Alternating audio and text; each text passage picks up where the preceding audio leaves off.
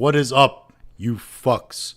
We are back with another version, another iteration, rather, of Doom Scrollcast.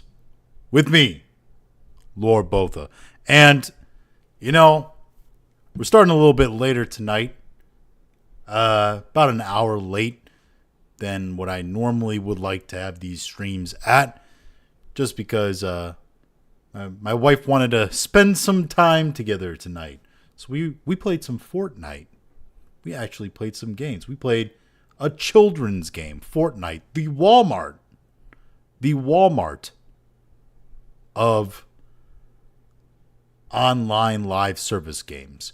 And, you know, we're going to talk about that in just a few minutes with Highguard, because that's one of the subjects we're going to talk about. Already have a video out about that, by the way. But if you haven't heard, Highguard is shutting down. It's dead. It's gone. My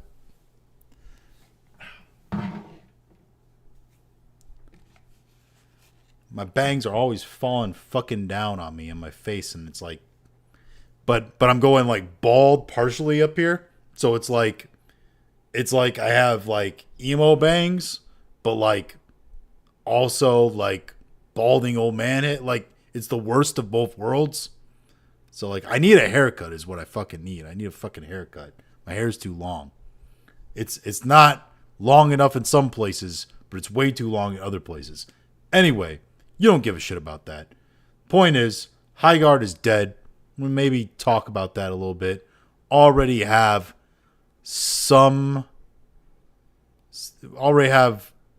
a video out about that, and a lot of people are talking about it.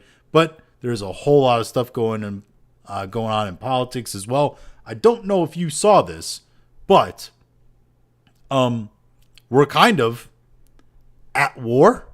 No, that's a thing. Not really. It's another military action, of course, because we don't technically have wars anymore, because that would have to be approved by Congress and shit, and that hasn't happened since World War II. So yeah. So we're going to talk about that and some of the developments during the time that's going on. It's also election night in some places. Primary elections in Texas, especially, which have had some very interesting outcomes already. And we're also going to talk about video games and entertainment, specifically video games tonight. Because, like I said, Highguard is dead, and there's a lot of fallout that's coming through that. They have decided to make another God of War game, God of War Feminist Edition, which is going to star Deborah Ann Wool's Faye character.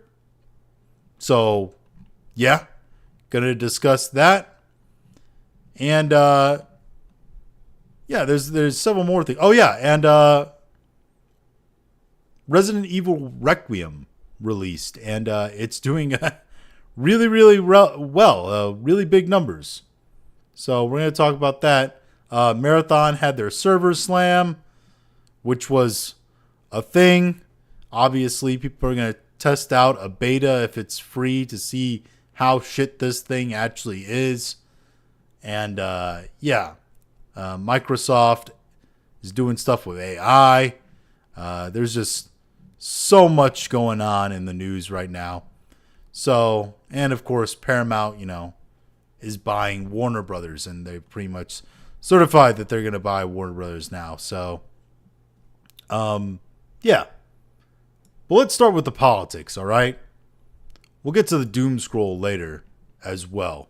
Won't forget about that. But let's get to the politics. There we go. All right. Zoom in a little bit more. All right. Move this down here. All right, let's start here. So apparently, actually, let's not start with that one. Let's start with the election stuff. So, New news, guys, like very new news. Jasmine Crockett has been, hold on here. Oh, never mind. I thought that was breaking news that I was just receiving on my phone, but I was wrong. But Jasmine Crockett has been, she's been defeated in her primary. She's out. She's done. She's not going to be reelected. No chance, okay, for the Senate. So, I mean, like, this guy, Talarico or whatever, I think she was, I forget, is she a representative or is she a senator? Because she might be running for Senate. I can't remember here. Let's see. I can't remember if she's running for a new position. That's the wrong. I have two versions of X open. Let's see here. Jasmine Crockett.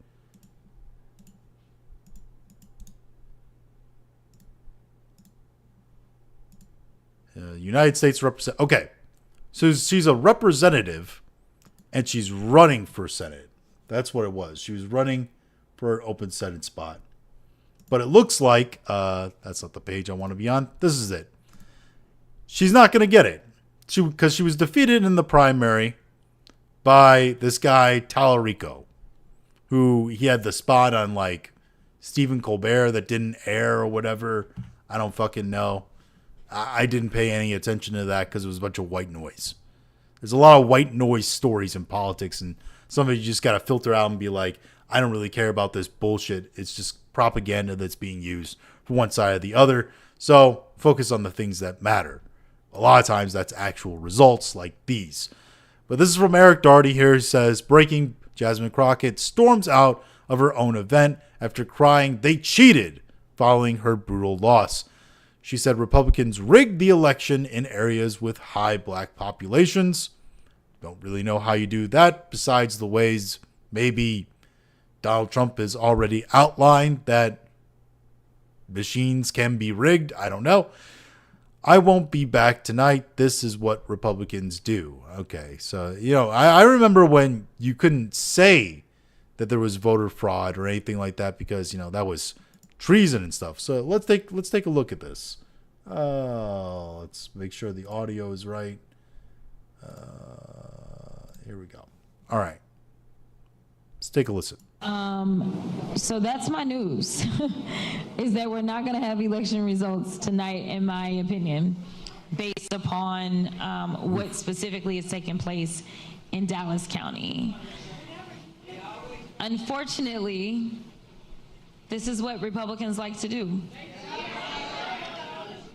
And so they specifically targeted Dallas County, and I think we all know why. By more than 100,000 votes there. Oof. I want you to enjoy yourselves, but I won't be back tonight because I have no idea of when we're going to get results, and I fully anticipate it won't be. You have no idea about a lot of things. So, I love y'all too. Thank you so very much for being here. Okay. Love you down. I love you down, Dallas. So storms off. She didn't really storm off at all. Little clickbait there, but yeah, I mean, listen. Jasmine Crockett just doesn't have broad appeal. She doesn't have broad appeal in her state. She doesn't have broad appeal to the greater United States. This is not the kind of person that is ever going to really appeal to the broader America to be elected president. Sassy black woman does not translate into president well, okay? Just like hillbilly hick, actual hillbilly hick, not pretend ones like George W. Bush or Bill Clinton, where everybody knows they're not actually good old boys, all right? That also wouldn't translate well into becoming president, okay? It doesn't work that way. So this whole push to get her into something bigger in politics, it's never going to work. This is as high as it goes for which is representative. Now, we had that, but meanwhile, in other election races in Texas, Representative Dan Crenshaw has lost to Steve Toth in the primary by double digits in a major upset. This is what we call fucking amazing. Because old Dan Crenshaw, I remember when Dan Crenshaw was like the shit for like 2 minutes. Remember that? When Pete Davidson was talking shit on him, saying, oh, he lost his eye and got his eye fucked in Afghanistan, Iraq, or whatever, and he's like, you know, making fun of him on Saturday Night Live, and Dan Crenshaw was like the shit, you know? But it turns out that he was essentially John McCain with an eye patch. That he was this sort of centrist, neoconservative Republican. In an era when people are just kind of done with neocon Republicans. It's not really, they're not desired anymore. Because they're a relic of the past. I mean, the whole idea of their military adventurism, the whole idea of their thoughts on the economy and trickle-down wealth and all of that, which turns out to be more of just economic policies that favor the top percentages of the Americans, are just things people are not interested in anymore. And it's just a dying breed, relics of the last Bush administration.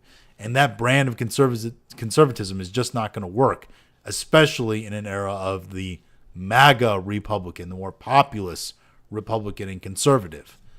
So, you know, he's been at odds with the Republican Party. He's been at odds with Donald Trump. I mean, this is a guy who was very loudly against, like, making sure people in Congress aren't allowed to spend their money on stock trades.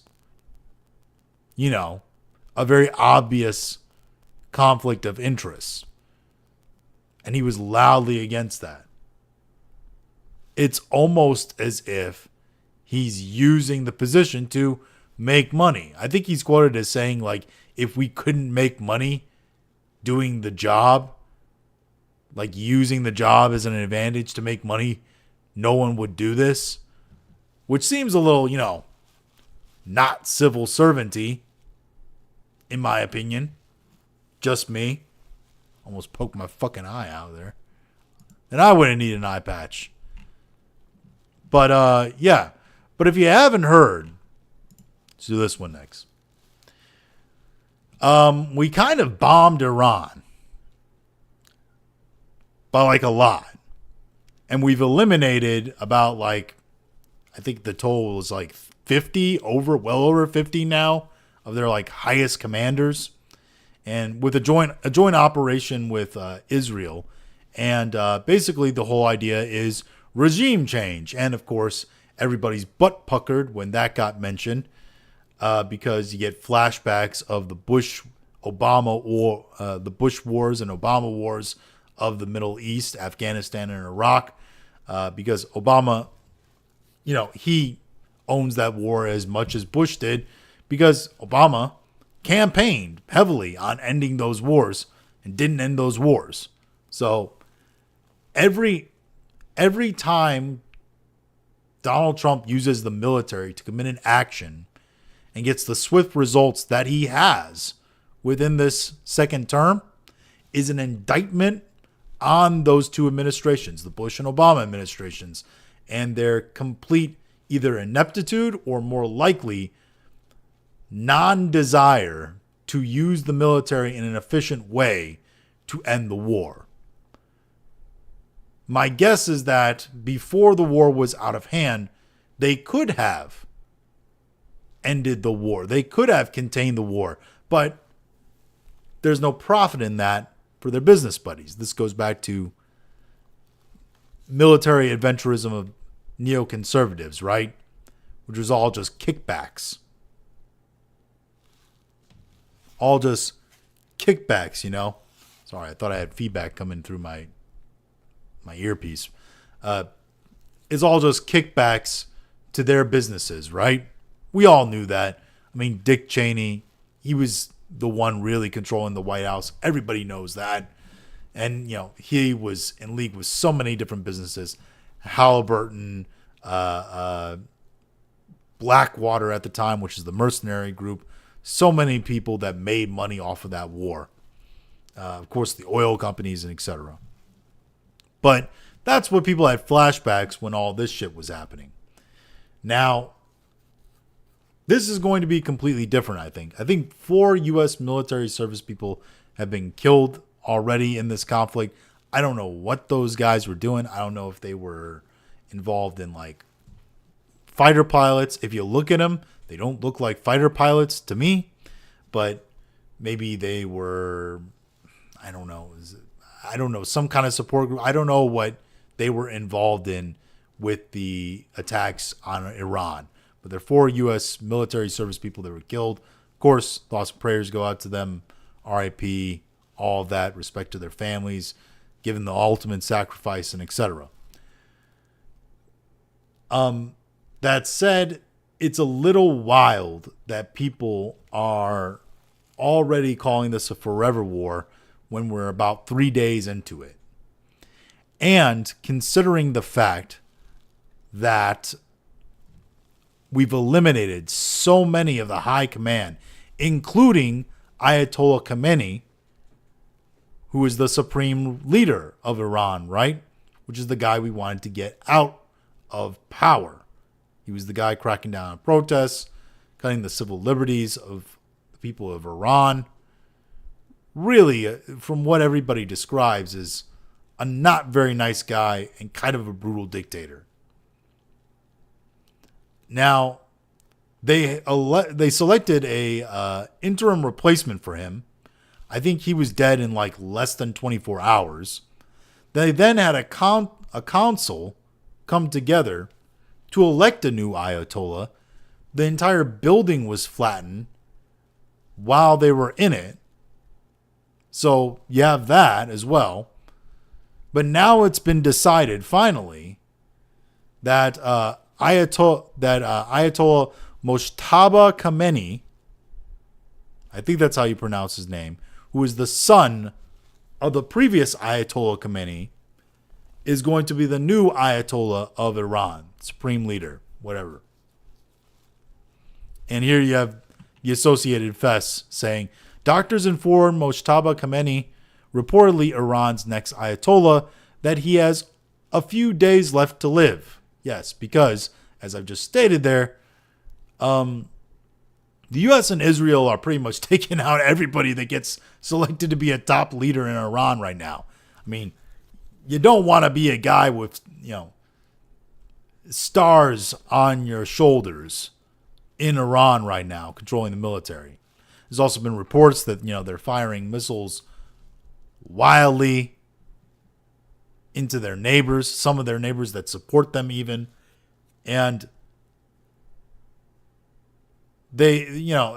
Trump has called on people within Iran, even the Kurdish people, they think, to arm themselves and take control of their country. We're talking about instigating an armed revolution to establish a new form of government within Iran today. It's something we never thought, I never thought I'd see in my lifetime. I thought the government was just set. This is the way it was. But apparently, in the past few months, the upheavals have been enough. And let's be honest, I think Maduro was a dry run.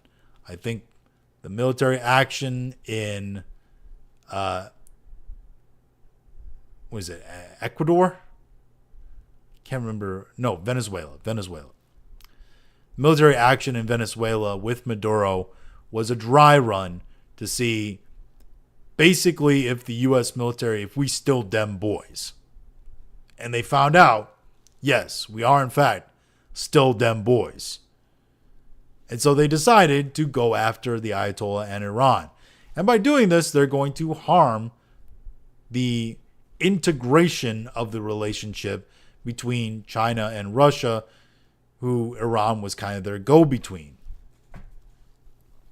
It also very much so damages that alliance and their control in the Middle East. You're going to have massive ramifications concerning that. China has basically said they're not going to help the Iranians, the Iranian government, rather. Russia, I don't think, has said anything, but now it's being reported from Ukraine, so take it with a grain of salt because it's the Ukrainians. But they're reporting that Russia now wants to talk about some of the concessions and negotiations with the United States. So, yeah, this is pretty big. This is altering the course of foreign policy history here. And it's really weird because when Trump got elected this second time, you didn't really think he was going to be elected on affecting a lot of change in foreign policy. He was elected more on domestic policy, getting the economy back and fixed. But what I think is that is a very difficult and messy problem.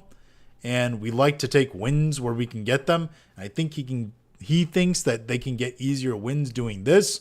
He still's got the tariffs and the trade deals and etc. that he's relying to help restore the economy.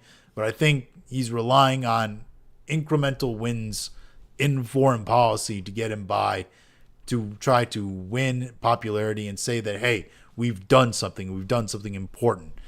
Problem is that when you link yourself to forever wars in the Middle East and all that, which people just have innate feelings about because of how badly the Bush administration and Obama administrations fucked that place, it leaves people with negative sentiment. So I don't know if this will help him in the midterms, really. And the midterms are oh so important to win. Because if the midterms aren't won, nothing fucking matters. Nothing fucking matters. But yeah, Iran, man.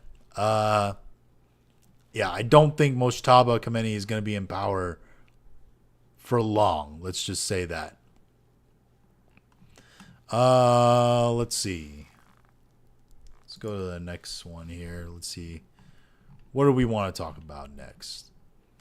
That was kind of the political side. So let's talk about... Fuck it. Let's talk about God of War. Let me scroll down here. We might not talk about everything tonight just because there's so much. There's so much to talk about. So, let's see here.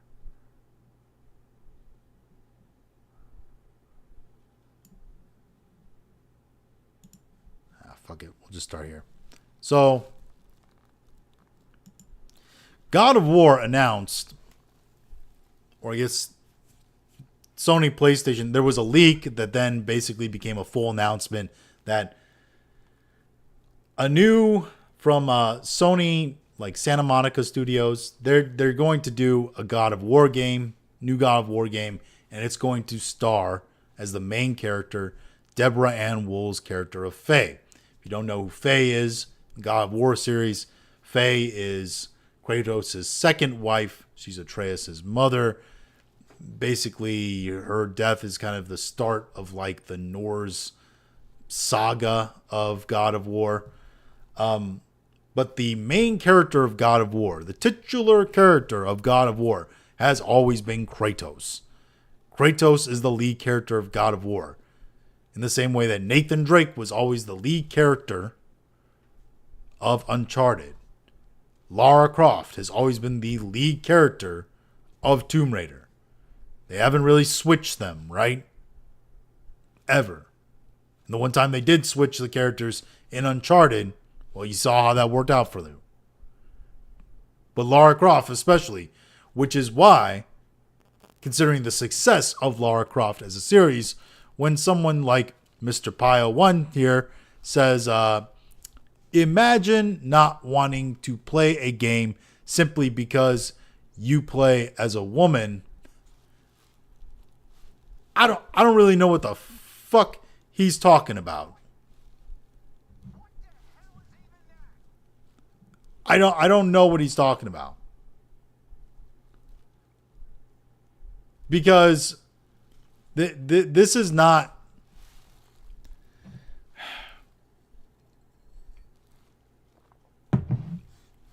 There are many game series that have successful female protagonists. It is not that people don't want to play female protagonists. It has nothing to do with that. It has everything to do with the fact that Kratos has been the protagonist of God of War and is synonymous with God of War over the so many years. They have set up another character, his son, Atreus, to one day maybe even take over the mantle. But instead, you're giving us a sequel, prequel game, whatever the fuck, starring Kratos' wife. And there are going to be some people like Game Breaker God here, who states, first, I like to point out that Faye was the original wielder of the Leviathan axe. It was literally made for her. Her battle with Thor in Vanaheim was so devastating that it created the crater, the very one we see in Ragnarok. Give me a game where I play as Kratos' wife, please. I genuinely don't understand why we wouldn't give the devs a chance to show us something new. Give the devs a chance, guys. We gotta give the devs a chance. Give them a chance to give us something new. But it's not something new. It's what's been done over and over again. You're replacing a series with a static character, a male protagonist, moreover, with a female protagonist, riding off the coattails of the success of a series with a male protagonist. Because if you did a game, even in that same series, with a different character, with a female protagonist, with a different name, there's a far greater chance that game will fail. Even though you have games out there that are successful, moderately, that take place in the same universe as a different game, with a different character as the lead, who is a different gender, and are titled something completely different. Control and Alan Wake. Control takes place in the Alan Wake universe. It is, however, not revealed to be part of the Alan Wake universe, I think, late into the game. And Alan Wake himself has nothing to do with Control during that game. But they take place in the same universe.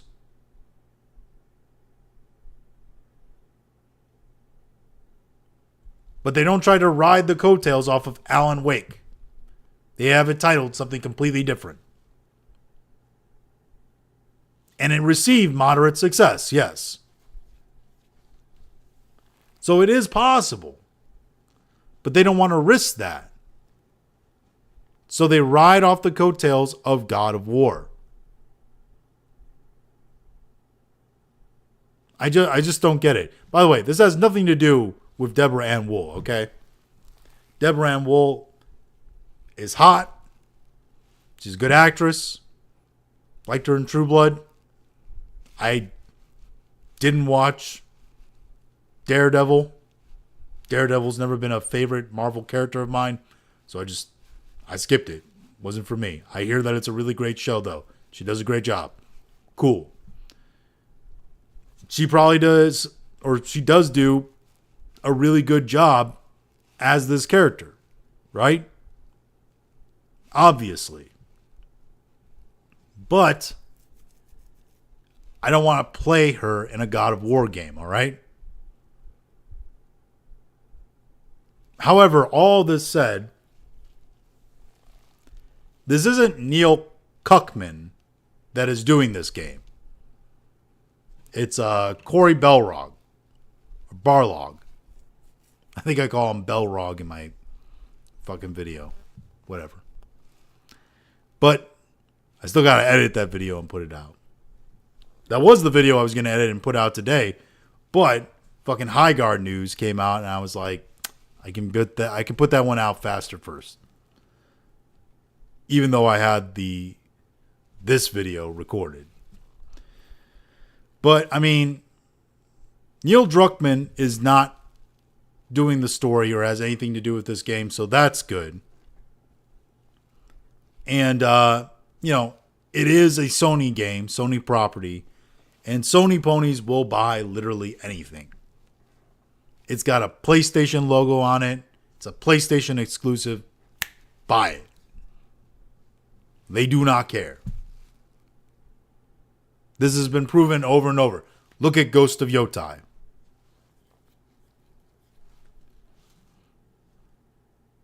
That game had so much going against it in terms of marketing. Still sold massively. So yeah. I don't know how successful that game is going to be. My guess is pretty good. Let's go to... Let's see here. All my bookmarks are out of order at all times. Fuck it. Let's talk Highguard. So,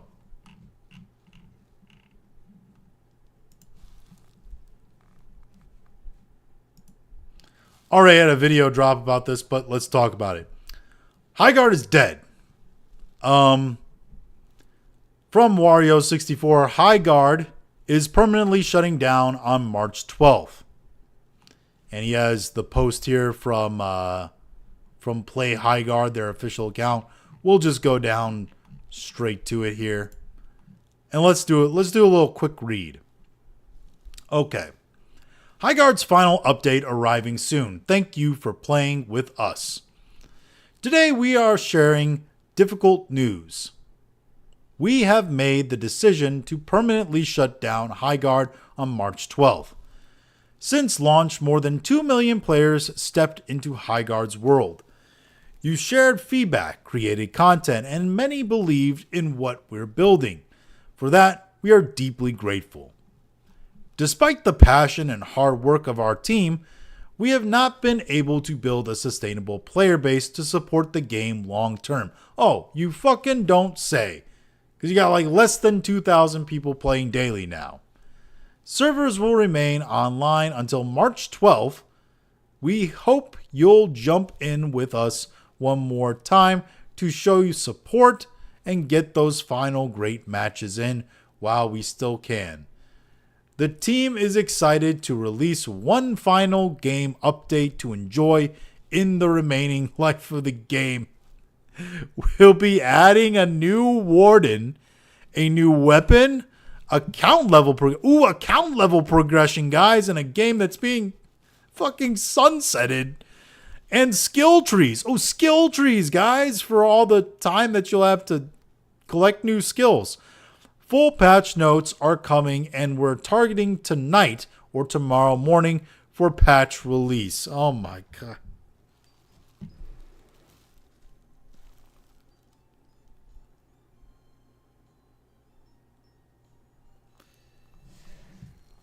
I don't know how you come back from this. I really don't. Hold on, I gotta make sure this shit is on.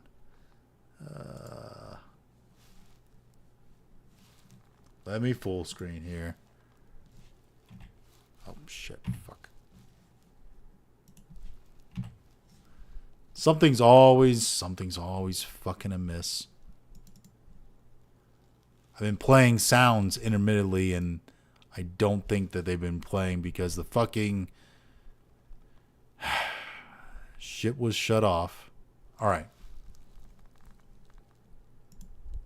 There we go. All right. Sounds... No, fucking shit. I don't want to go to their fucking page. All right. There we go. We're back. Hopefully with sounds now. All right. Team is excited to release one final game update, blah, blah, blah, blah. That's fucking sad, dude. That's really fun. This is the band playing on the Titanic. Like, level bullshit. They know they're all... Look at this. From all of us at Wildlight, thank you for playing, for supporting us, and for being part of Highguard's story. How about from all of us at fucking Tencent? Because that's the truth of it. Because it came out in the news. You and I, we all know it. That they were backed and funded completely by Tencent. The Chinese company. That was trying to get more slop live service money out of them. But yeah, but everybody's dunking on this. I mean, fucking, oh no, it's Alex up here. 1 month. Lasted 1 month. Everybody knows. And then in the complete opposite end of the spectrum, fucking Nicola. Anybody even casually following this industry could have told you this would happen after 20 seconds of the reveal trailer. And he's completely right. He's 100% fucking right. You took one, here's the thing, man. I'm gonna full screen for this. So, in the NFL, right? National Football League. There comes a point in your life where you as an observer, as a watcher of football, can watch a team and see the quarterback of that team, the new rookie quarterback, play, I don't know, 3-4 games. And in that 3-4 games, and the coaches pretty much know this too, watching the player, in those 3-4 games, you're going to know if this guy can hang or not. In the same way, within the first 20 seconds, as Nicola says here, or, first minute or whole trailer, you knew whether or not this game was going to be successful or not. And it wasn't. We all knew. We all saw what we saw. We expected it to be one way. It launched, and it was that way. They told us we were getting a shit sandwich. We sat there and waited for the shit sandwich. Then the shit sandwich arrived. We sniffed it. We took a bite out of it, and guess what? It was shit. And now the restaurant's closing. And that's the way it is.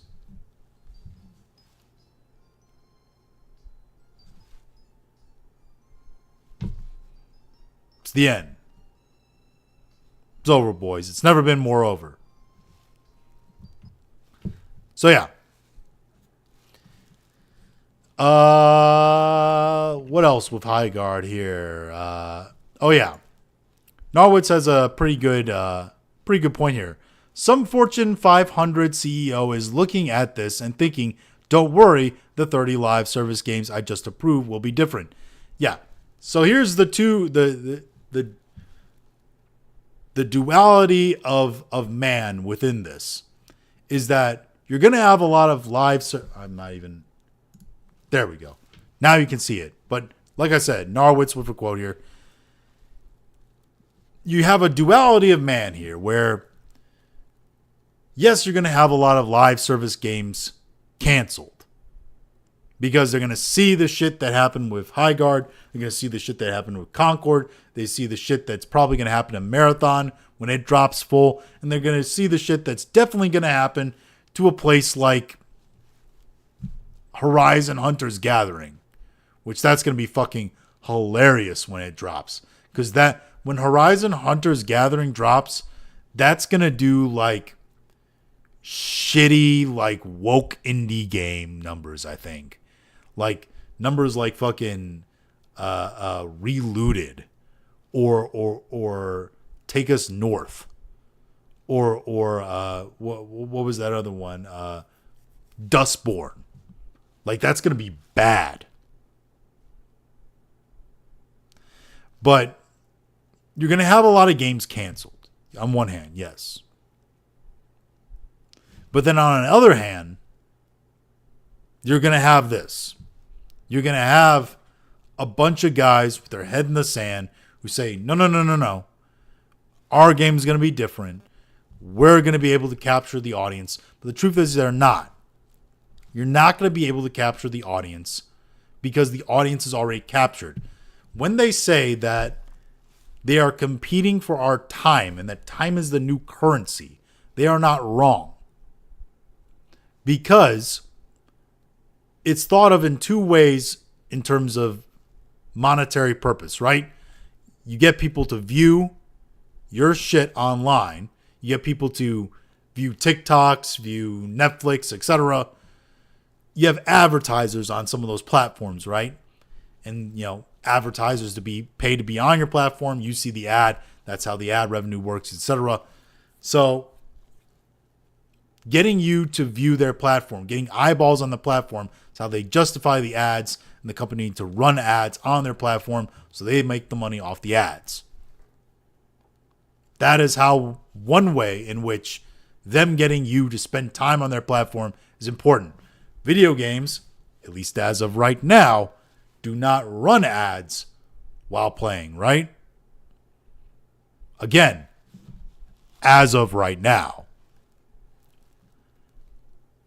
However, the other way they can monetize this, and the way they see monetary value in this, is that the longer you think about a restaurant, right, or a bar, bars that serve food in them inherently make more money than bars that do not. Because if I serve food at a bar, customers go from having typically one drink to having about 2 or 3. They go from staying in the bar for like an hour to like 3 hours. When you serve food at a bar, the amount of time that customer is going to spend in a bar will be longer, thus increasing the possibility that they're going to buy more products. They're going to buy additional drinks. The longer I keep you in the door, the more likely you are to buy a product. The more I keep you playing my game, the more likely you are to buy a skin, a pack of resources to help you progress, fucking ultimate packs of players. I mean, the OGs of microtransactions were sports games, right? Fucking FIFA ultimate packs. Saudis were buying them by the boatload. But yeah, because there's so much money in that, and because they are all chasing this dragon of Fortnite, they all want to be what I call the Walmart of gaming, which is Fortnite, where it's everything to everybody and has a very basic concept that works. And because it can be everything to everybody in terms of its look with the skins and all that, and gives you a very generic experience that is not very difficult to comprehend and adjust to, while introducing new things all the time, keep it fresh and keep it lively. Because they have so much success because of that, so many other companies want to achieve that. They want to become that level. They want to become the Walmart of gaming. The problem is Walmart is Walmart, right? Because there are no other Walmarts. Not really. They are the guys in that space, right? Fortnite is Fortnite because they are the guys in that space. By the way, when Fortnite has tried to do things that other people do really well and is their thing, that thing typically isn't really that successful. Fortnite Ballistic, right? Fortnite Ballistic was Fortnite's attempt to basically do Counter-Strike. And it was sold to everybody as Fortnite trying to do Call of Duty. But no, it was way closer to Counter-Strike. Problem is, why, as a Counter-Strike player, which there are a ton of, would you ever switch to Counter-Strike, from Counter-Strike to Fortnite? You just wouldn't. Stay on Counter-Strike. Because it's what you like. From the brand that you love and you know. So yeah. But everybody wants to be Fortnite and what they're good at and their ability to farm gamers. That's what this is all about. It's about farming gamers.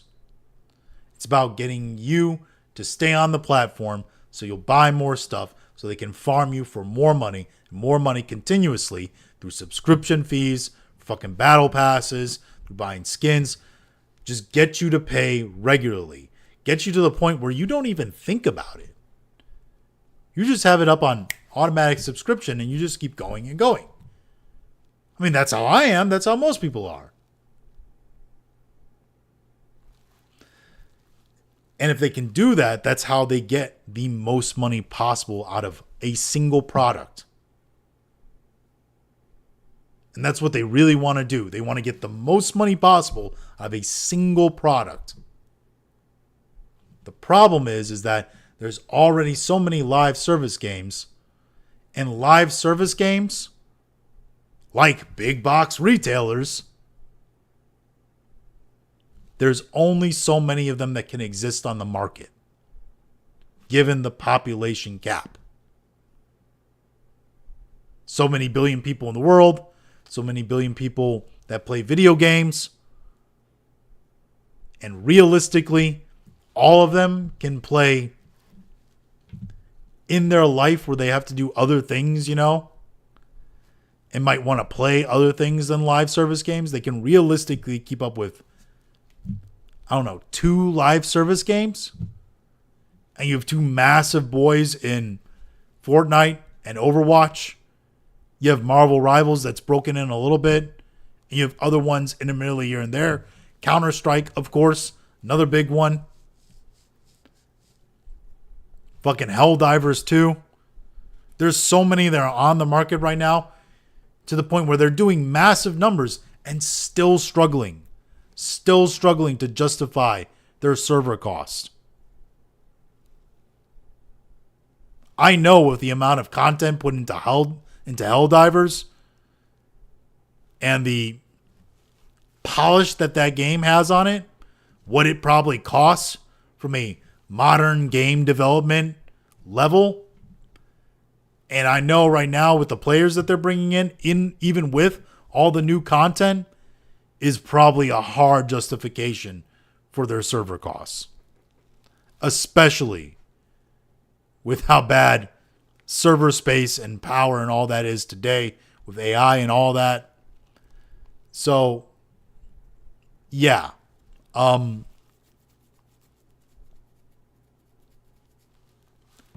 This can't be the future for gaming.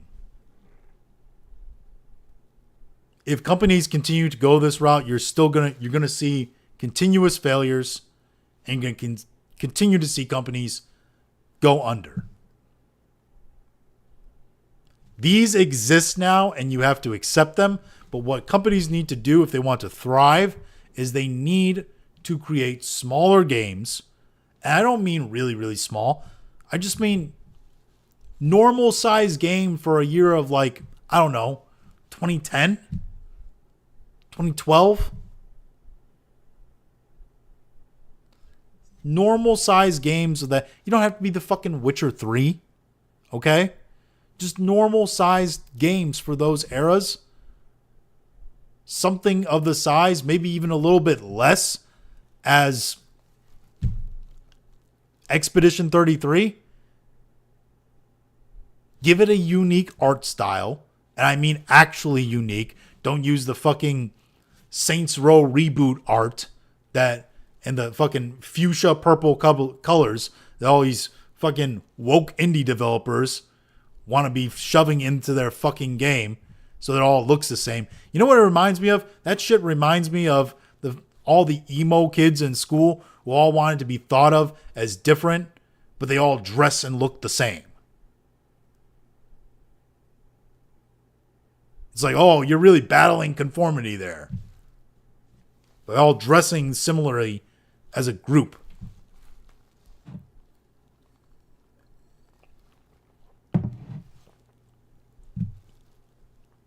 I don't know, man. The live service cannot be the future of gaming. It just can't be. There's not enough people to sustain it. That is really its biggest problem. There's not enough people to sustain it. To sustain exponential growth in live service. There's just not. You have to think smaller. You have to think more efficient. You have to think back to basics. Good storytelling. Clear. Aesthetically pleasing, if possible. Different art style. Experimental mechanics without getting too wild. And good writing, good story that focuses on characters and those characters' actual personalities and drives and ideas and what makes them a character. Not what dangly bits are between their legs or what they identify as or what their race is. One-dimensional aspects of who they are. If you did that, you have a successful game on your hands. Typically. But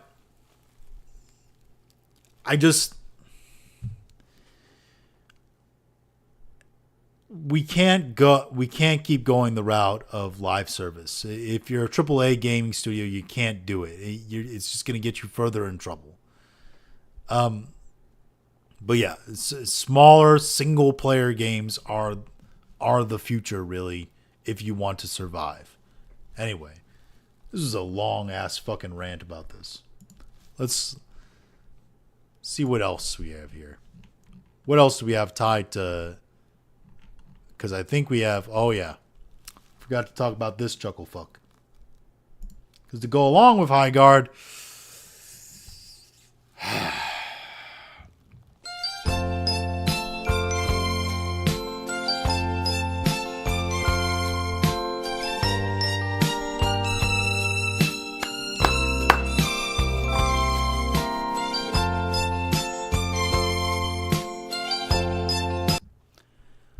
Old Jeffy boy.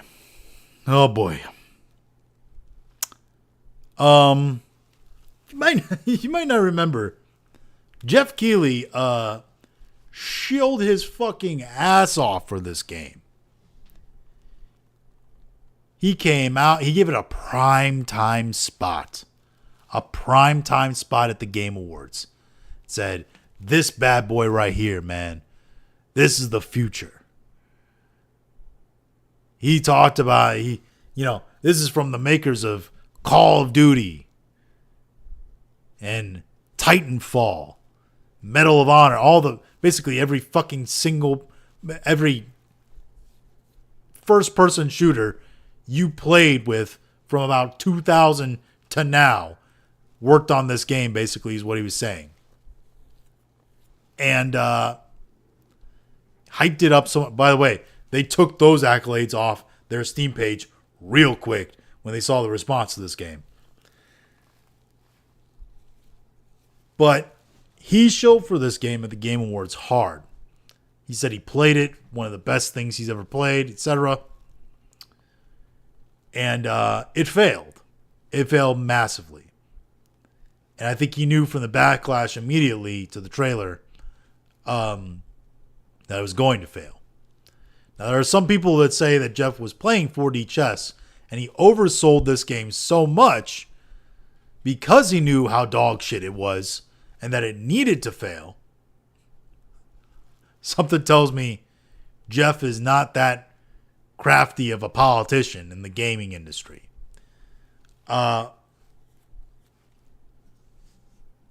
yeah, he's wearing a lot of egg on his face today because people were roasting him all while this game was about to come out, and he posted shit like, where is it? I know it's fucking here somewhere. Oh yeah, at the top here. Posted this shit, right? In 48 hours, I'll be accepting your apologies. This was right before Highguard released. Now, again, there are some people who are like, maybe this was 4D chess because the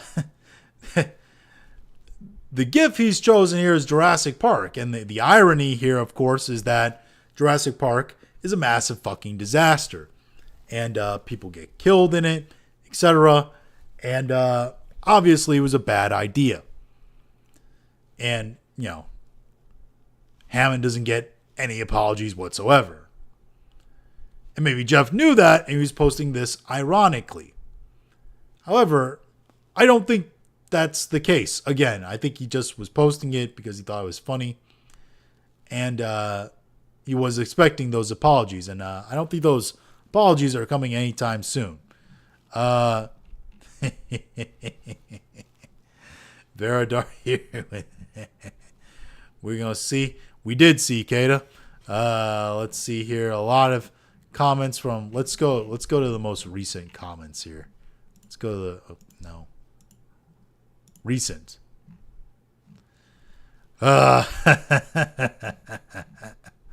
Highguard 126, 26, 3, 12, 26. Player count doesn't matter. That's right, because they did come out and they said, right, the player count doesn't really matter. They also, you had Jeff, what's his name? Sobel. David Sobel, Jeff Sobel, I can't remember his name, but Sobel was his last name. He was the dev that basically blamed online content creators and haters for driving the failure of this game and why all the staff basically got laid off. When that's not true. It was just a bad game. He also blamed cancel mobs because of calling his game woke. And it's like, here's the thing. Nobody was calling this game woke. I wouldn't even say that Highguard is woke.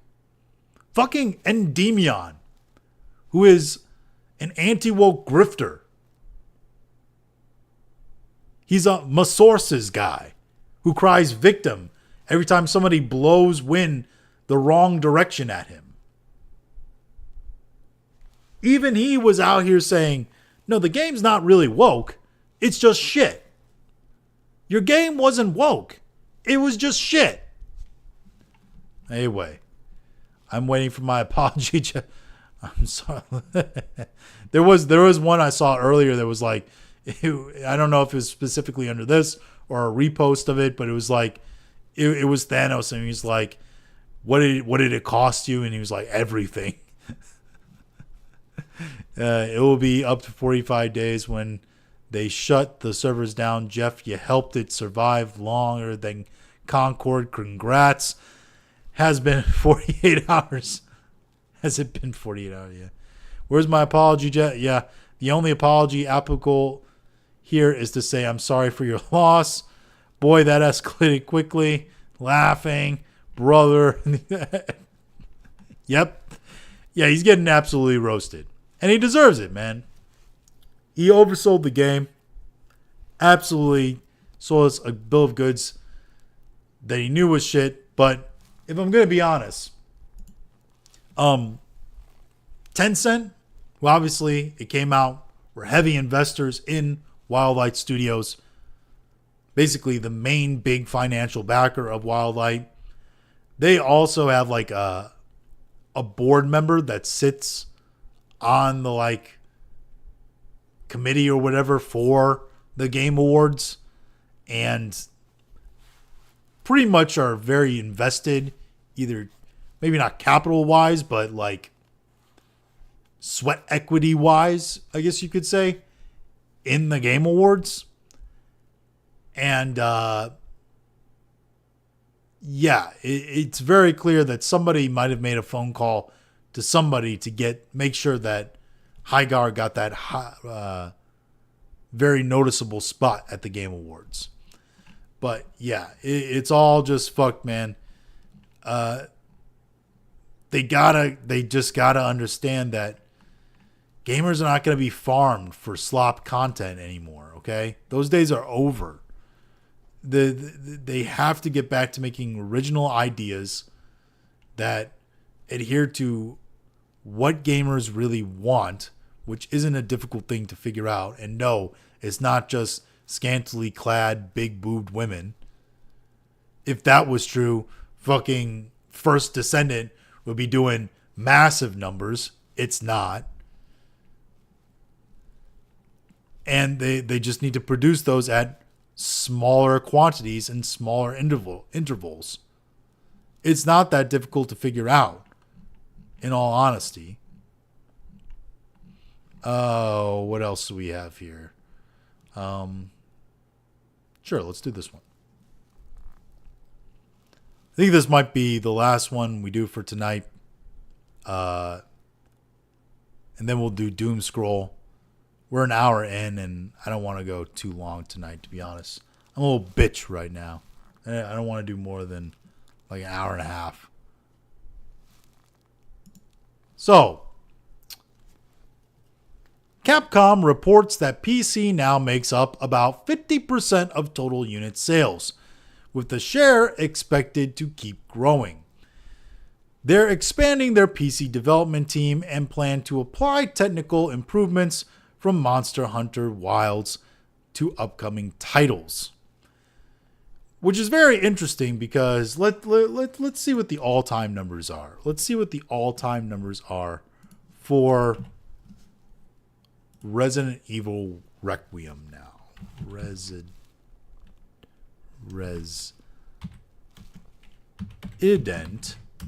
Evil Requiem.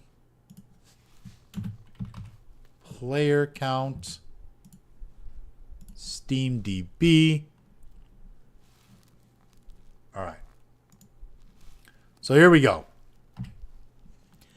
111 or 113,000 players in right now, and it's 12 a.m. Central Standard Time, US. Peak of 185,000. All-time peak of 344,000. So yeah, this is a single player, not massively long in terms of story campaign, action horror game. It's not that hard to figure out, guys.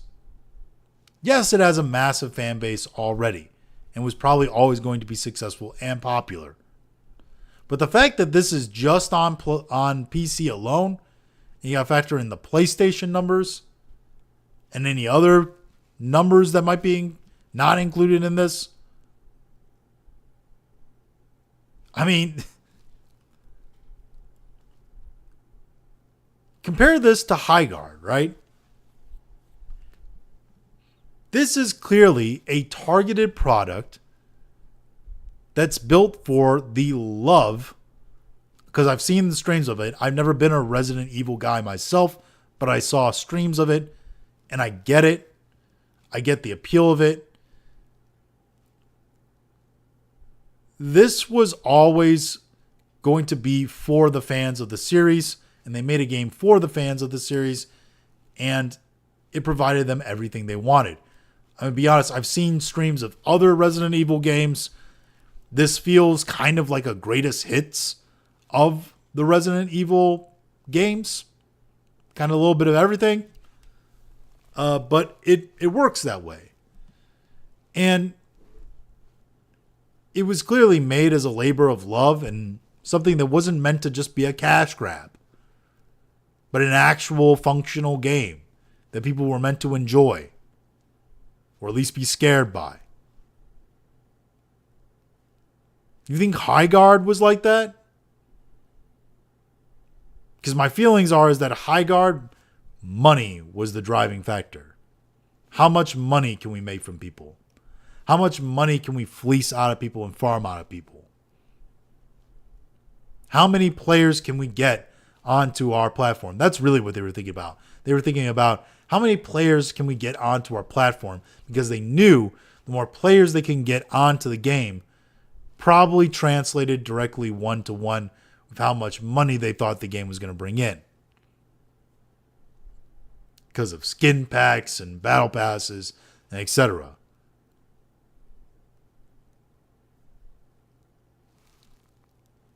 Very sad we're not going to get that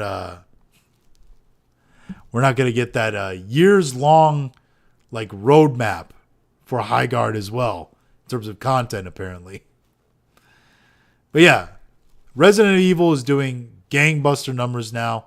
They made a game for the fans, a return to form, because not every Resident Evil game has been massively successful or a banger, or even super popular with the fans. But this one seems to be. I think everybody loved the return of Leon. And clearly, with the numbers it's just doing here from Steam, it's probably doing okay financially. It's probably one of the top sellers in Steam and across consoles. That would be my guess. And it's burying live service games. It's doing bigger numbers than probably Marvel Rivals right now. Maybe Overwatch as well. I don't know about that. Maybe even Helldivers, because Helldivers has kind of struggled for numbers of late. But that's super impressive. And good for them. They know their audience. They made a game for their audience. And people responded with applause and appreciation for that. All right. Meanwhile, despite the success of Capcom and their relationship with Sony, by the way, putting a game on PC and having massive success, apparently, according to Dexerto here, Sony are backing away from releasing their PlayStation single-player exclusive games on PC, report says, or reporter Jason Schreier says. Yeah, here's the thing.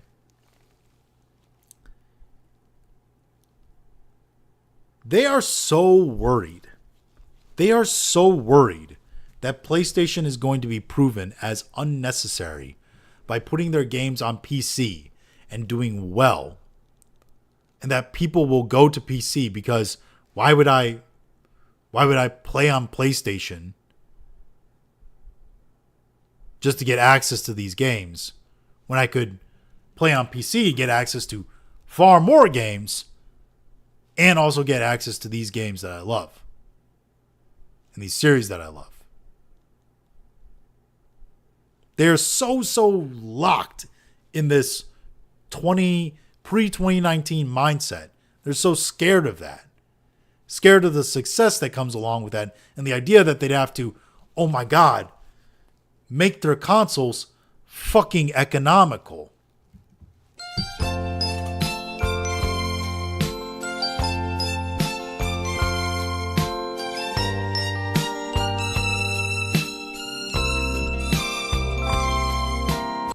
It's shocking, right? That they might have to do some retweaking. Might have to actually think about doing something that's for the customer in terms of costs, finding ways to cut costs to give a product that's more in line with a entry-level position to get into gaming. Not just a luxury item, because that's not what consoles were always ever supposed to be. They were supposed to be cheaper than gaming PCs so you could use them as an entry point to get into gaming. So you didn't have to buy an expensive gaming PC. But now when they're costing $800 or whatever the fuck, and probably well over $1,000 if AI keeps going the way that it is into the next generation of consoles, Why wouldn't I just get a gaming PC?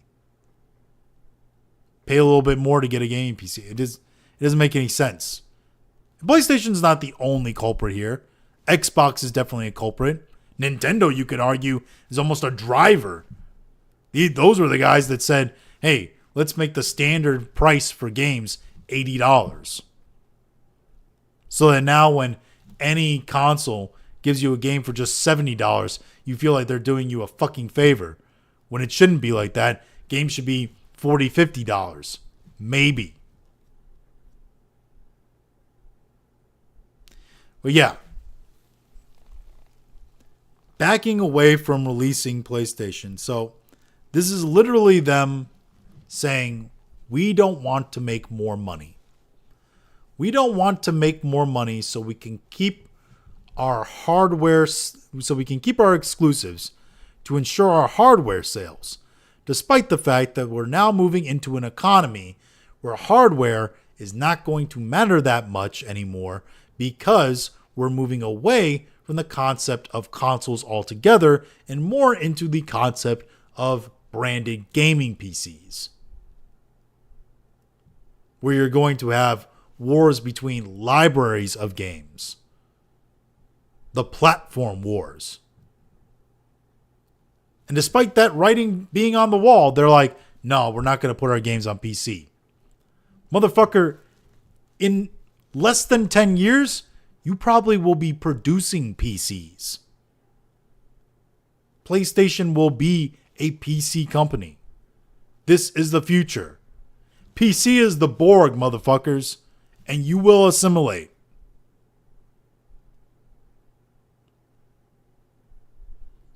You're going to be making branded gaming PCs. I'm sorry. That's just the way it is. Oh, yeah. You're going to be making branded gaming PCs. That is the future. Xbox already knows it. That was kind of the whole reasoning behind, or long-term reasoning behind, everything is an Xbox, right? So they could transfer Xbox as a brand to PCs. Of course, now they fired Phil and Sarah because some guys at Microsoft didn't get that concept. And they introduced Asha now, who's pretty much upheavaling all that, while also out of the side of her mouth saying, no, guys, everything is an Xbox that's still what we're doing. So, but which fucking is it? Are we doing something new, or are we still sticking with that? Because I'm not sure anymore. Anyway. It's just wild to me, man. Trading short-term games, trading short-term games that will help them in the long term for mid-term games that will put them behind in the long term. It's just wild to me. It's right there for you. All you got to do is figure it out, you know? All right. I think there was one more. Let's see here. Oh, speaking of Microsoft AI. Apparently, Microsoft is going to be pushing AI, and Microsoft banned the word microslop in its Copilot Discord server, then began restricting access after users started posting microslop with a 0 and other funnies. So yeah, this is what Microsoft seems to be worried about. People making fun of Copilot. And what there was one other one too. Yeah. It probably has something to do with this. Microsoft has filed a patent for an AI-assisted Xbox feature. It would let AI or trained human helpers briefly take over your game when you're stuck on a tough part, such as a hard boss or puzzle. They aim to replace pausing the game and searching YouTube tutorials, making the games more accessible.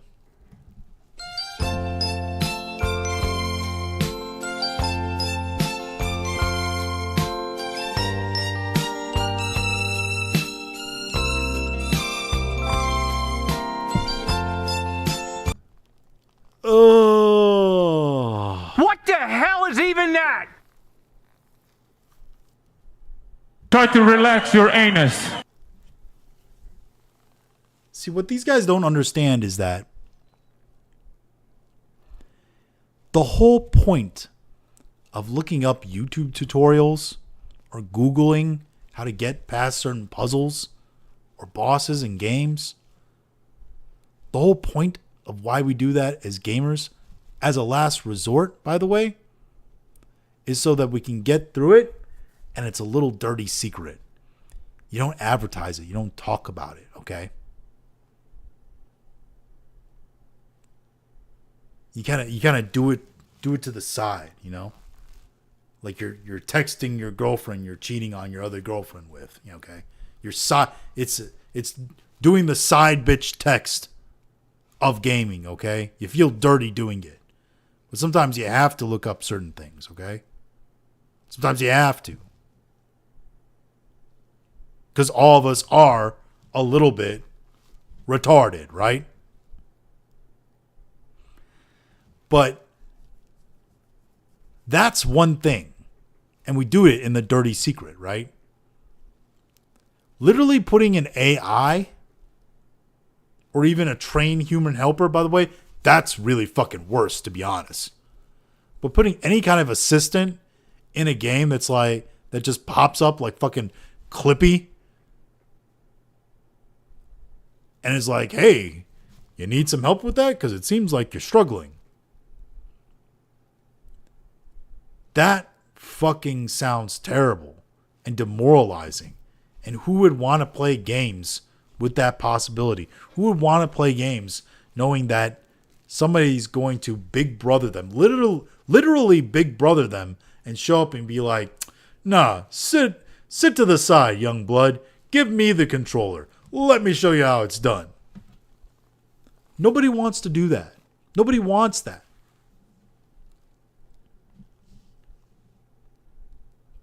I can't believe. Hopefully this is just one of those troll patents that fucking Microsoft is getting, so they can just keep it as a patent until it's useful in the future, maybe at a later date. Or somebody tries to do something with it, and they'd be like, "Aha! No, go fuck yourself." To whatever company tries to do that. But if this is legitimate and this is something they're thinking about, this is fucking terrible, dude. This is a fucking terrible idea. They need to not do this at all. Talk about people getting to hate you as a company, getting to hate your games. This will definitely do it. The worst thing you can do to a game is make it annoying. Maybe the second worst thing. The worst thing I think you can do to a game is make you not have any feeling towards it. Make you not care. Complete apathy. But annoyance is probably the second worst thing. Anyway, that's a really fucking retarded idea. And that should not be done.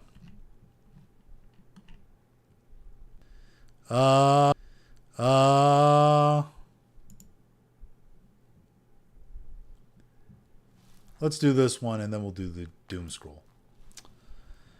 So, next gen player here posts, Marathon is currently the third best-selling game on Steam globally. Seems like people liked the weekend server slam, which is like the free beta test for Marathon. Here's the thing. Fucking Counter-Strike is still up there. I saw a stream of Marathon. I had no desire to play it myself because the shit looks like Lego Call of Duty. And I can't bring myself to give a fuck about it. But I honestly, from everything I've heard, it's kind of boring, to be honest. And I think one of the worst things aesthetically you can be in a game is both ugly and boring. Okay?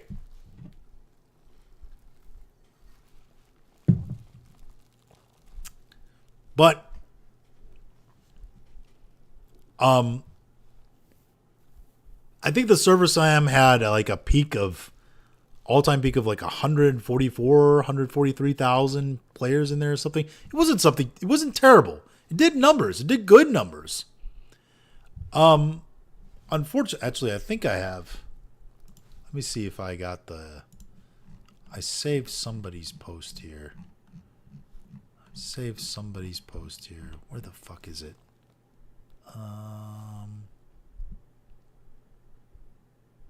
Here we go. Yeah. 143,621 players was the all-time peak.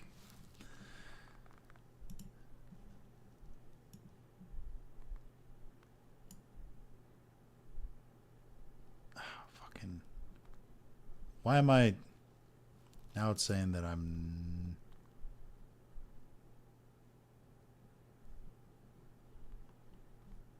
Why am I having poor stream quality? I don't fucking get it, dude. Oh, well.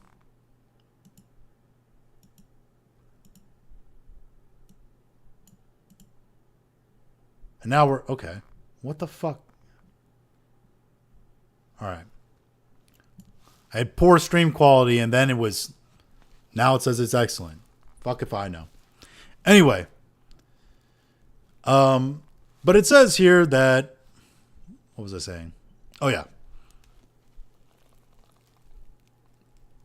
It's selling well, and it did numbers over Server Slam. I don't think this is going to be Concord. Part 3. Because you had Part 2 in Highguard. But I do think that this is going to struggle to have enough users to justify its servers and justify its massive costs to Bungie. Because this thing had an exorbitant amount of costs. Excuse me. But it had an exorbitant cost. Especially after all of the bullshit that Bungie had to go through with it. And the art snafu and all of that. I'm sure that person whose art was stolen was compensated in some way. But yeah, even if this game does, I don't know, 30,000 players on average, 40,000, 50,000, I think it will still struggle to justify its servers, to justify keeping it online. Because that's how costly this shit is. Especially when they do things like I think I just saw an announcement that they plan on wiping everybody's like inventories because it is an extraction shooter, which I think this is a common practice in extraction shooters, but the idea that they're doing that in this extraction shooter that needs to appeal to a more general audience, and that's a mechanic of a very niche subset of gamers, I don't think is the best strategy. Because that's going to turn a lot of normie gamers off quick. Because you could play the game for a little while, and you might come back, and all your stuff is gone. Because you were gone while there was a wipe. And that's going to piss off a lot of normie gamers. So they're going for that more niche audience. Problem is that niche audience isn't going to be the ones to keep the lights on when you owe this big of a bill on your game and its development. So yeah, even if initially it looks successful, long term, I'm not 100% sure Marathon will be. I do think it will last longer than Concord. I think it will last a lot longer than Highguard. I think realistically, the shelf life of Marathon may be more like X-Defiant. Yeah, X-Defiant, yeah. Is it somewhere between 9 months to maybe 2 years? Maybe. But that's about it. I'm just not sure, man. It doesn't look good either way. But anyway, let's get to the end round here. let's get to the Doom Scroll. Let's back out a little bit. We're zoomed in a little bit too tight for me to do this. Episode 8 of Doom Scroll Cast, by the way, and still no prawn. No completely naked women in my feed. It's so weird, right? That that doesn't happen if you don't interact with that shit on here. So, let's see here. There we go. Okay. All right. So, Tony Gonzalez? Not the Tony Gonzalez I was thinking of. Different. Not the guy who used to play for the Kansas City Chiefs. All right.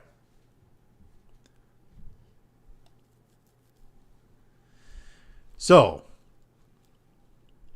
first thing I saw here, Tony Gonzalez, thank you, President Trump, for all those TX23 constituents that support our campaign onward to a victorious May. I've seen enough. Representative Tony Gonzalez and Brandon Herrera advance to a GOP runoff in Texas 23. So, yeah, there was an election tonight, and for Representative and Brandon Herrera, who's a conservative YouTuber and all of that, kind of a, I don't want to say influencer, but is more known as an actual conservative in public spaces. Is running up against Tony Gonzalez. Tony Gonzalez, he is the Trump-backed candidate, I believe, which I don't know how that all works, but all right. Are you seriously congratulating yourself for not winning a primary? Yeah. I think Tony Gonzalez is also the sitting representative. Oh, there's no new post. All right. Jasmine Crockett's political career is over. What she should do next? I guess her representative, she gave up her representative seat to run for Senate. I'm not 100% sure on that. But if it is over, probably going to CNN. But then again, CNN might be becoming more based now because they're owned by fucking Ellison, Paramount. So she might have to go over to MSN. I don't know. We'll see. Maybe she'll end up on the Young Turks. Who knows? Brandon Herrera and Rhino adulterer Representative Tony Gonzalez move on to runoff election in May. Neither candidate receives 50% in the Texas primary. Gonzalez cannot win this race. Texas 23 must rally behind Brandon Herrera. You know what's interesting? If I remember correctly, Gonzalez is the guy who, like, he had an affair with his staffer, and then his staffer, like, wound up dead. It was really weird, and he refuses to answer questions about it. It's all very weird. The fact that that guy is still getting that much has to purely be power of Trump, because I think Trump gave his support to this guy, so who knows?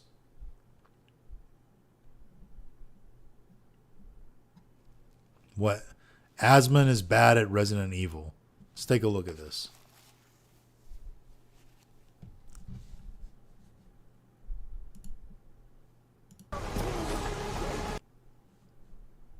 Let's see here.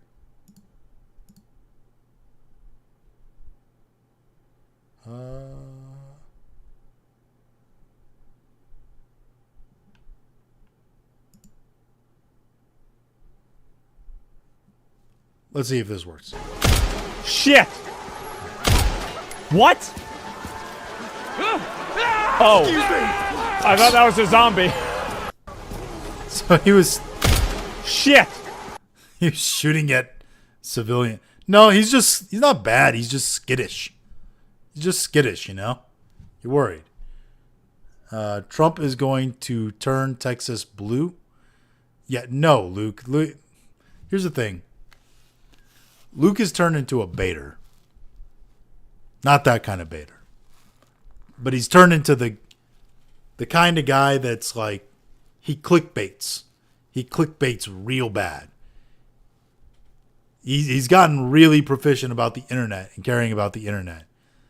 It used to be, and I think he still does care about certain things a lot, but I think a lot of it now is, I think he's in a spot where he's just like, fuck it, the world's going to burn.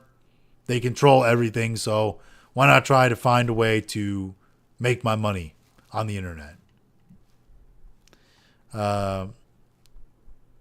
AF Post, Representative Dan Crenshaw was blindsided by a GOP primary loss in Texas after being eyed for replacement by Republican challenger Steve Toth.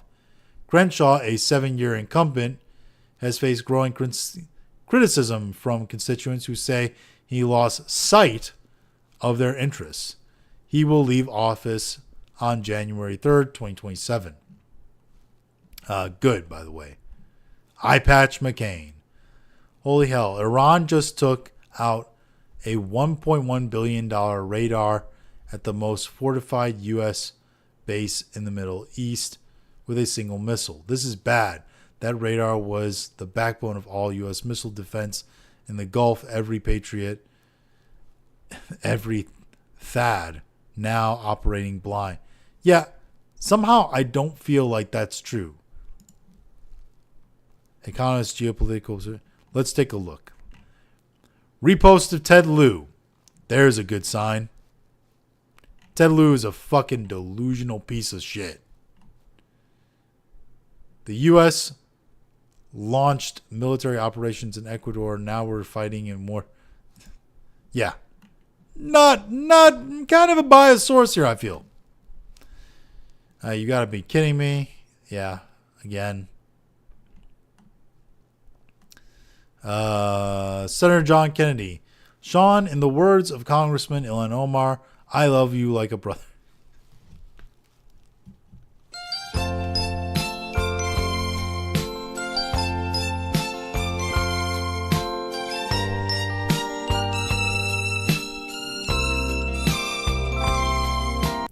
If you know, you know.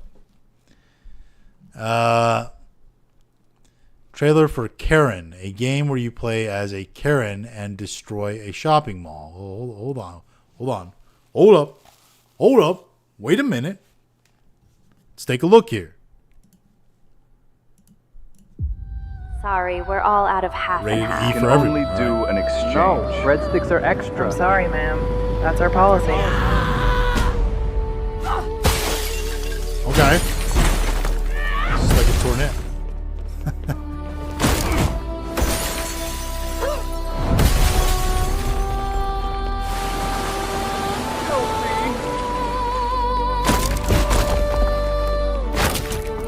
Yeah. There are going to be some female streamers that I know are going to play this.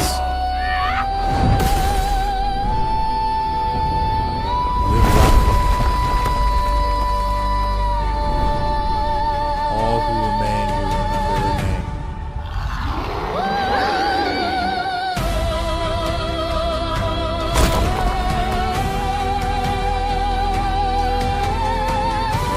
The dramatic music. All right. Well, yeah, like I said, there are going to be a lot of female streamers I know that play that shit. Reminder, Concord's mode rivalry was so boring and bad, players committed mass you-know-what every round. The few hundred that actually play Concord either basically TDM or blanked themselves in rivalry for the trophy. The game was uniquely bad. People say Highguard, that's the response to people say Highguard is Concord 2, but that's an insult to the legendary status of Concord's failure. I guess so, yeah. What does Mike say here? It had players, no one stuck around. They had a drip feed content roadmap already planned out for the game. That launch was extremely bare bones. They did this to themselves. I will continue to say that the hate on this game was so over the top. Sure. Whatever you say, dog. Whatever you say, Big Chief. A former PlayStation developer confirms From Software has rejected 10 plus studios that have pitched a Bloodborne remake, sequel, or spin-off. That, Boy, that escalated quickly. that's pretty bad, dude. Because, there are some boys out there that love Bloodborne. Never played myself. But in terms of, like, From Software games and, like, Souls games, I know that is a super, super popular one. Why they want...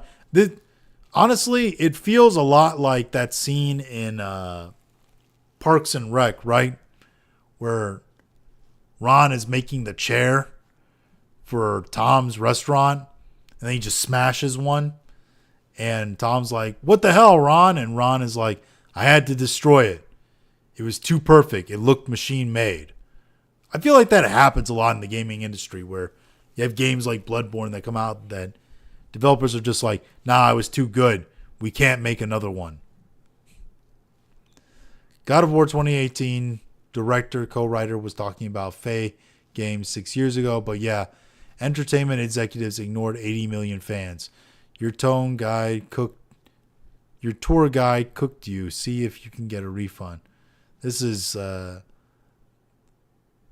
Yeminis V1. Yeah, this guy is a PlayStation. He's a PlayStation dick rider. It's known about this. He's going to defend PlayStation, and no matter what, till the cows come home. Highguard's failure is emblematic of something bigger that has tormented video game investors for years now. Past live service hits do not equal future live service hits. Oh!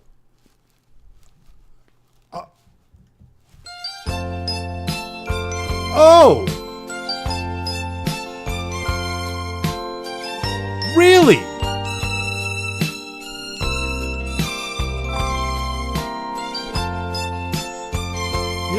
You don't say. You don't fucking say, huh?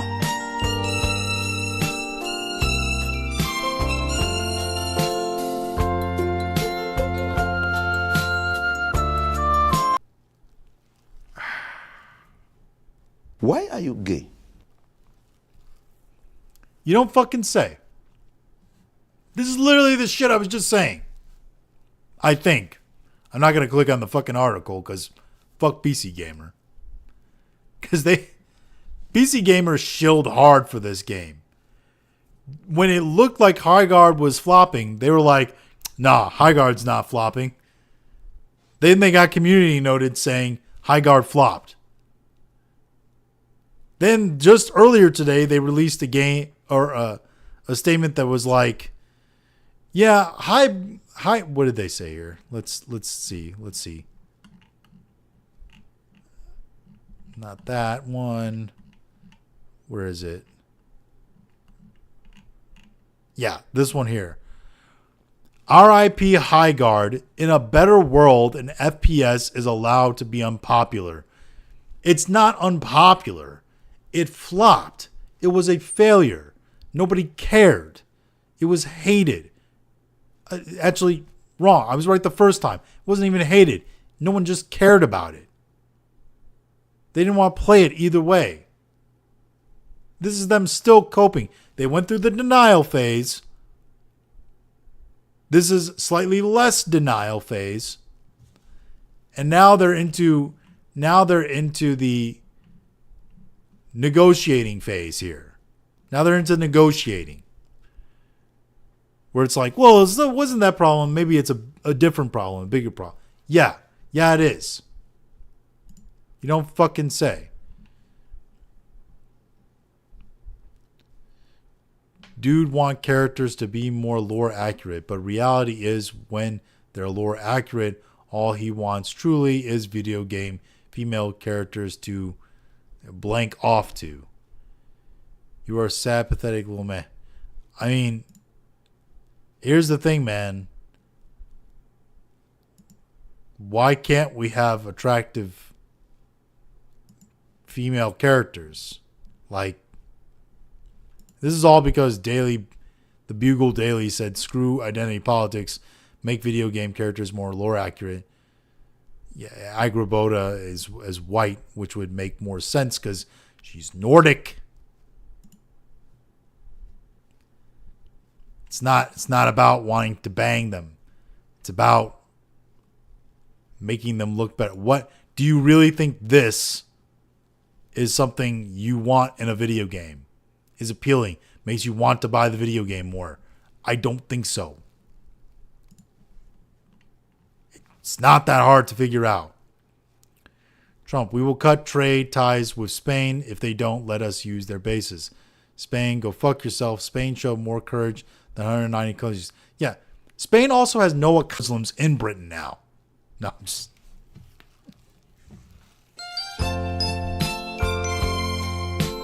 in fact, I did have something on this. Trump decided to cut all trade ties with Spain. We're not going to get into the video, but let's see here. I was wondering when that happened. I was like, what is the top exports of Spain? And here they are. Olive oil. Ooh. Table olives. Citrus fruits. Oranges and mandarins. We have Florida. Almonds. Wine. Yeah. I think we'll be okay. I think we'll be okay without exports of those or imports of those from Spain. Just a thought. We'll be okay.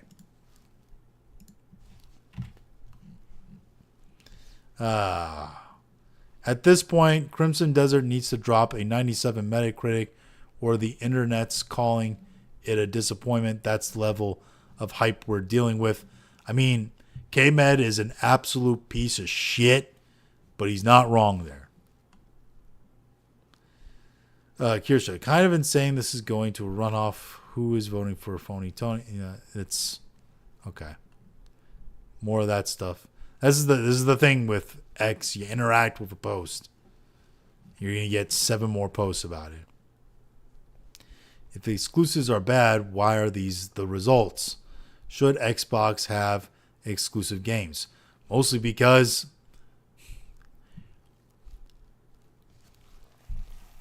it's Jez Corden. Jez Corden is an Xbox insider. So, the main people that are going to be following Jez Corden are Xbox fans who might want this, and moreover, PlayStation fans. Because PlayStation fanboys can't ever stop fucking talking about Xbox. And guess what they believe? In exclusives.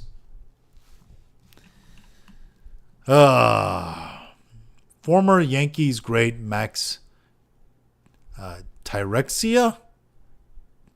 Turks, I don't know. Is he a great? Because I've never heard that name before. And granted, I have a very ancillary view and knowledge of baseball. It's probably the sport, one of the few of the big sports in the U.S. that I don't know about a whole lot of. But he wins GOP House primary race in Texas. A lot of primary races in Texas today. Fully convinced that if you grew up with the Star Wars prequels, one of the guys was your favorite Jedi for no explainable reason. I mean, Kit Fisto or Plo Koon, I mean, they had cool designs, but not really. I was always a Mace Windu guy, actually. Samuel L. Jackson, he's badass. TMZ publicly announced Aiden Ross's family loss just weeks after he said he wasn't doing well and had the worst week of his life. I'm not doing good at all. It's been an absolute worst week of my life. What happened to him? You've clickbaited me. I I'm need not to know doing so now. good, though. I'm not doing so well at all. Really not doing too good, guys.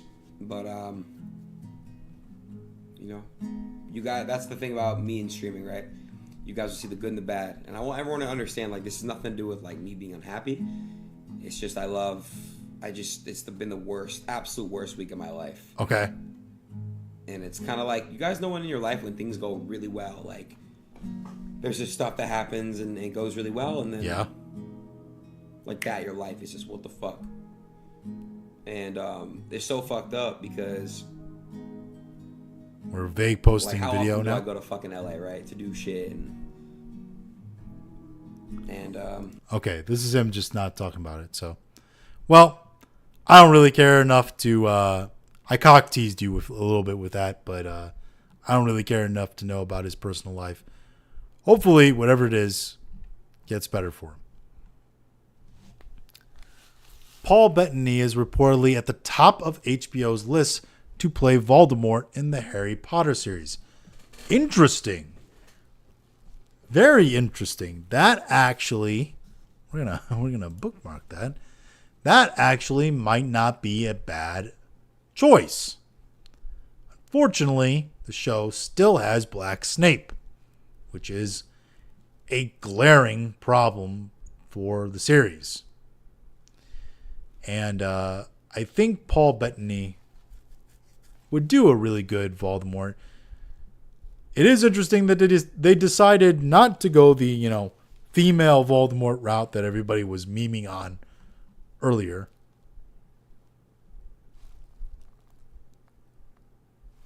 Let's see here. We've finally reached the bottom here. Oh, yeah. Leon and Sherry, apparently. People are trying to say that they're married.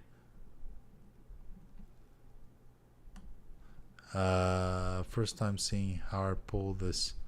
I don't care. I don't care. If you're in line, stay in line. You get to vote. Bob. Thank you for your feedback before and after.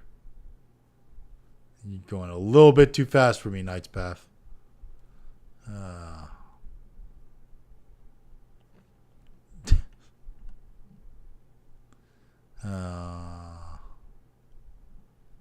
Don't care what porn stars are doing. There's drawn sexy art. Jamie Lee Curtis on Warner Brothers Paramount deal. We are now going to be fed content based on what that businessman's political and creative vision is, or can art still exist within that framework?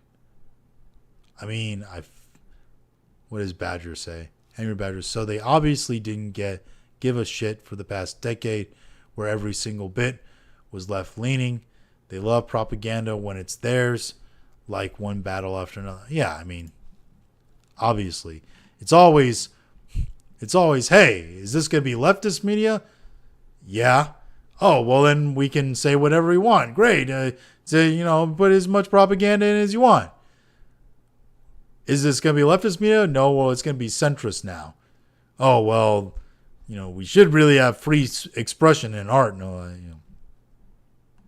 it's very interesting. Camelot says, when you see Twitch streamers just screaming and acting brain dead, you ask yourself, who is watching this garbage? Then find out it's 99% view bots on every stream. Explains a lot, to be honest. So Camelot is in the burnt peanut view bots. AI. Fox News officially called the 2026 Texas Senate primary election, declaring Stacey Abrams the winner. Oh, Stacey Abrams. That's a good one. All right. Well, I said I was only going to go for like an hour 30. It's almost 2 hours now. So I'm going to go ahead and probably end here. It was a fairly good show today. It was an average show. It was like a 7 right? 7.5. Give you that medium dick, right? Not fully hard, but that medium dick. Hope that was enough for you. But anyway, yeah, we'll have a gaming stream Thursday night. We will have videos intermittently. Catch on the VOD. Be sure to like, share, subscribe, all that stuff. Always appreciate you guys checking out the live streams, checking out the videos. I am absolutely nothing without you guys. I'm just an asshole screaming into a microphone. Appreciate all the support. Hope you have a wonderful night, and we will talk to you again later.